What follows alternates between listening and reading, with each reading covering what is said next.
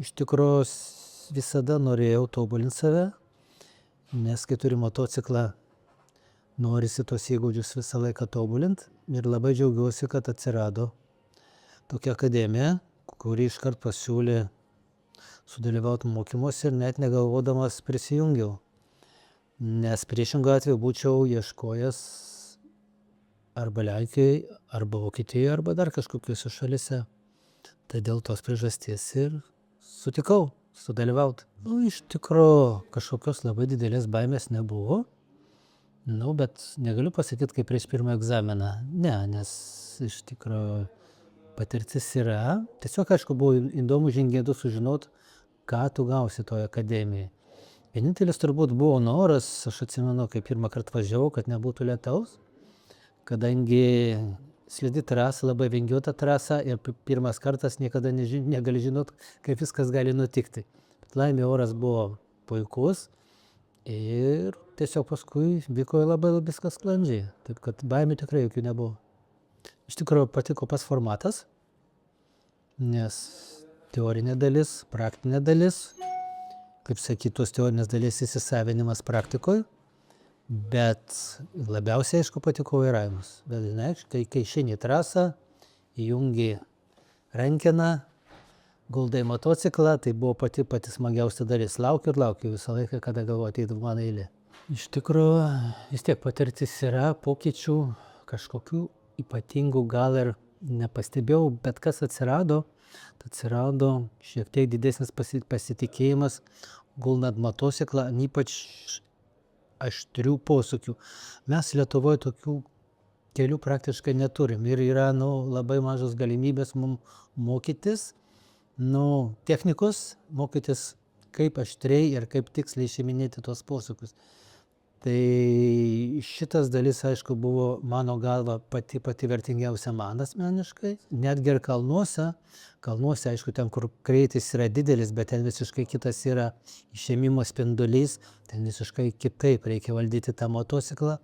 O sakysim, Aukštadvario trasoje, kur ypatingai yra aštrūs posūkiai, ten reikalingi iš tikrųjų technika ir jausti tą motociklą. Tai visiškai skirtingi pojūčiai yra. Vertinu tikrai labai palankiai, galėčiau vertinti turbūt puikiai, kadangi, kaip ir minėjau, formatas labai teisingas yra padarytas. Akcentas į saugumą, kad tu turi nebūti ne tik atsakingas už save, bet ir už kitus, kadangi mūsų grupėje buvo daug žmonių, tai šitas buvo labai akcentuojama, tai yra labai svarbu. Antras momentas, aišku, teorinė dalis. Tai yra fundamentali dalis, kada tau aiškina, kaip tu turi išeiti su motociklu į posūkį, kaip tu turi išeiti, kokiais netgi iš pradžių greičiais, kokiais, net ne greičiais, į kokį pavarą jungti. Ir pradžia buvo tokia, tai basicas, bet jis ypatingai svarbus. O po to, aišku, natūralu praktika. Ir per vairavimą atsiranda tas iš tikrųjų pasitikėjimas ir netgi džiaugsmas. Iš tikrųjų rekomenduočiau. Visi mes esam kažkuria prasme patyrę. Vieni daugiau, kiti mažiau. Be abejo, tie ateina jauni, kurie ateina į motociklizmą atranda savyje. Jiem ypatingai rekomenduočiau šitą daryti. Bet netgi ir patyrusiems žmonėms, kurie daug metų važinėja, kiekvienas sezonas tai yra nauja, absoliučiai nauja. Kai žmogus iš tikrųjų neatlieka praktikos, mėnesį 2 pas jį įgūdžiai dingsta. Koks tu bebūtum profesionalas, su manim turbūt sutiks ir visi profai, kad pradžiai reikia gerokai paplušėti, pasitreniruoti, kad tu vėl pajaustum motociklą, vėl pajaustum, kaip jis yra valdomas ir visą šitą daryti. Todėl tai net nėra klausimo, ar nerekomenduočiau. Aš manau, tai yra must. Bei reiškia kiekvienam, kas nori ne tik būti geras motociklininkas, kas nori išmokti teisingai ir saugiai važinėti. Dar nuo savęs noriu pasakyti, atrodo viską tu žinai. Bet yra tokių triukų, kurie tau paaiškina ir tu paskui supranti, kad tas motociklas, kurį tu valdai, jis pradeda visiškai kitai važiuoti. Kaip pavyzdys, važiuoji ir tu visada jauti įsitempęs. Instruktorius sako, atsipalaiduok.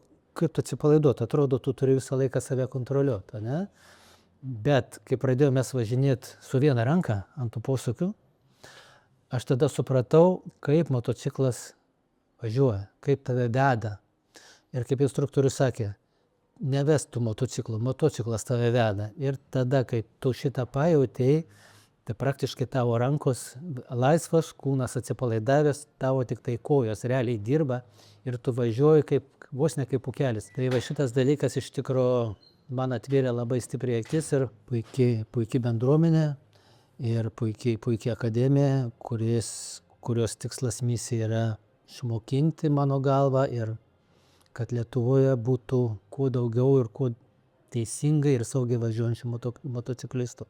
O šitą galima pasiekti tik tai per edukaciją. Kol kas bent aš jau negalėčiau pasakyti, ar yra dar tokia vieta, kuri būtų tokios, sakysim, ištęstinės studijos vairavimo ir galėtų duoti tiek daug naudos.